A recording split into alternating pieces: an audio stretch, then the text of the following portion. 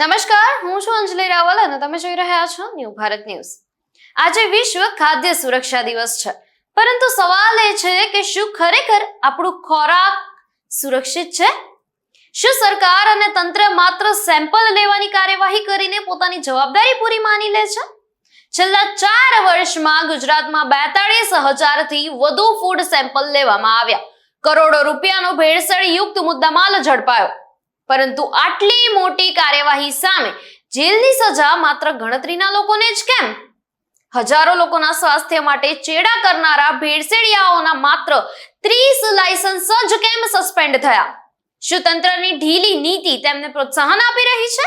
અને સૌથી મોટો સવાલ, લોકોના પેટમાં ઝેર રેડનારા તત્વો સામે ક્યારે થશે દાખલારૂપ કાર્યવાહી?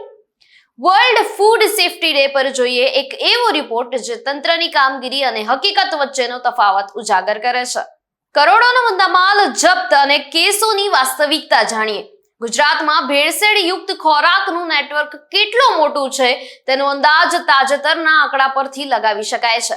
વર્ષ 2024-25ના સમયગાળા દરમિયાન ગુજરાતમાં 60,448 ખાદ્ય નમૂનાઓની ઝીણવટપૂર્વક તપાસ કરવામાં આવી હતી, જેમાં 1.45% નમૂનાઓ નિર્ધારિત સરકારી ધોરણો મુજબના માલુમ પડ્યા ન હતા અને 0.17% જેટલા નમૂનાઓને માનવ શરીર માટે અત્યાચાર સામાન એટલે કે સત્તાવાર રીતે અસુરક્ષિત જાહેર કરાયા હતા।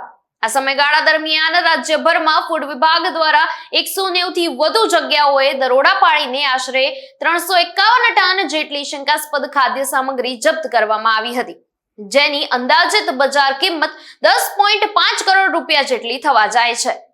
જોકે આટલી મોટી કાર્યવાહી છતાં ગુનેગારો સામે લેવાયેલા પગલાં ખૂબ જ ઢીલા છે। છેલ્લા 4 વર્ષમાં લેવાયેલા 42,790 સેમ્પલમાંથી માત્ર 3107 કિસ્સામાં જ દંડ ફટકારવામાં આવ્યો છે, જ્યારે જેલની સજા તો માત્ર 180 લોકોને જ થઈ છે। સૌથી નવાઈની વાત એ છે કે આટલા મોટા આર્થિક કૌભાંડમાં સ્વાસ્થ્યના નુકસાન સામે માત્ર 30 જ ભેળસેળિયાઓના વેપાર લાયસન્સ સસ્પેન્ડ કરવામાં આવ્યા છે। કાયદાકીય કાર્યવાહીની વાત કરીએ તો FSSAI એક્ટ હેઠળ 980 એડજ્યુડિકેશન કેસ દાખલ કરાયા હતા, જેમાંથી 894 કેસનો નિકાલ કરીને 6.21 કરોડ રૂપિયાનો દંડ વસૂલવામાં આવ્યો હતો, જ્યારે અન્ય 87 કોર્ટ કેસોમાં 54.42 લાખ રૂપિયાનો દંડ ફટકારાયો હતો। તબીબી નિષ્ણાતો અને ડોક્ટરોના મતે અસુરક્ષિત કે ભેળસેળવાળો ખોરાક આપણને શરીરમાં જતા પહેલા કોઈ ચેતવણી આપતો નથી। એવું બિલકુલ જરૂરી નથી કે દૂષિત ખોરાક હંમેશા દુર્ગંધવાળો કે બગડેલો જ દેખાય। સાલ્મોનેલા જેવા ખતરનાક બેક્ટેરિયા, વાયરસ અને અન્ય ઝેરી કેમિકલ તત્વો એવા ખોરાકમાં પણ હોઈ શકે છે જે બહારથી દેખાવમાં એકદમ તાજો, લલચાવનારો અને સ્વચ્છ લાગતો હોય। સામાન્ય રીતે લોકો એવું માની લે છે કે ફૂડ પોઈઝનિંગ માત્ર રસ્તા પર ઊભી રહેતી લારીઓ કે નાની ગલીઓની દુકાનો પર મળતા સસ્તા ખોરાકથી જ થાય છે, પરંતુ વાસ્તવિકતા આનાથી તદ્દન અલગ છે। ખોરાક હાઈફાઈ રેસ્ટોરન્ટ કે મોલ સહિત કોઈ પણ જગ્યાએ દૂષિત થઈ શકે છે। રસોઈમાં ગંદા પાણીનો ઉપયોગ કરવો, માંસજન્ય પદાર્થોને પૂરતું ન રાંધવું, ફળ અને શાકભાજીને બજારમાંથી લાવ્યા બાદ સારી રીતે ન ધોવા, કાચા અને રાંધેલા ખોરાકને એક સાથે મિશ્ર કરીને રાખવા તેમજ ખોરાક બનાવનાર કારીગરો દ્વારા વ્યક્તિગત સ્વચ્છતા ન જાળવવી જેવા કારણો મુખ્યત્વે જવાબદાર હોય છે। સત્તાવાર માહિતી અનુસાર અખાદ્ય અથવા સુરક્ષિત ખોરાક સંબંધિત 46 કેસોમાં 66 વ્યક્તિઓ દોષિત ઠેરવ્યા હતા, જેમને કુલ 24.26 લાખ રૂપિયાનો દંડ ફટકારવામાં આવ્યો હતો અને કેટલાક ગંભીર ગુનેગારોને 6 મહિના સુધીની જેલની સજા પણ આપવામાં આવી હતી। આ ભેળસેળિયા ખોરાકના કારણે માનવ શરીરમાં કિડની ફેલ થવી, લોહીમાં ગંભીર ચેપ લાગવો અને કેટલાક કિસ્સામાં દર્દીનું મૃત્યુ પણ નિપજી શકે છે। કાયદા હેઠળ આકરી સજાની જોગવાઈ અને તંત્રની ઉદાસીનતા વિશે જાણીએ તો દેશના નાગરિકોના જીવની રક્ષા કરવા માટે કાયદાના પુસ્તકમાં આકરી જોગવાઈઓ ચોક્કસ લખવામાં આવી છે। જો કોઈ વેપારી અસ્વચ્છ પરિસ્થિતિમાં ખાદ્ય પદાર્થોનું ઉત્પાદન કરે છે તો તેની સામે 1 લાખ રૂપિયા સુધીના દંડની જોગવાઈ છે।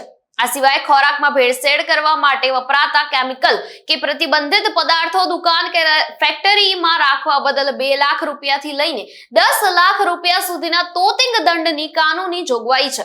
જો આવા દૂષિત ખોરાકને કારણે કોઈ ગ્રાહક બીમાર પડે કે તેનું અકાળે મૃત્યુ થાય તો કાયદા હેઠળ વેપારી દ્વારા પીડિત પરિવારને મોટું આર્થિક વળતર આપવું પડે છે. કાયદામાં એવું પણ સ્પષ્ટ લખ્યું છે કે જો ભેળસેળવાળા ખોરાકથી કોઈ નાગરિકનું મૃત્યુ થાય તો ગુનેગારને ઓછામાં ઓછી 7 વર્ષથી લઈને આજીવન કેદની સખત સજા અને ઓછામાં ઓછો 10 લાખ રૂપિયાનો આકરો દંડ ફટકારવામાં આવી શકે છે. કાયદાની આટલી કડક કલમો હોવા છતાં જમીની સ્તરે 4 વર્ષમાં માત્ર 30 લોકોના જ લાયસન્સ રદ થાય. તે સાબિત કરે છે કે અધિકારીઓ ક્યાંક ને ક્યાંક ઢીલી નીતિ અપનાવી રહ્યા છે, જેના કારણે બજારમાં ભેળસેળ કરનારા તત્વો બેખૌફ બનીને લોકોના સ્વાસ્થ્ય સાથે ખુલ્લેઆમ ચેડા કરી રહ્યા છે. વર્લ્ડ ફૂડ સેફ્ટી ડે પર સામે આવેલા આ આંકડા ચિંતા ઉપજાવે તેવા છે.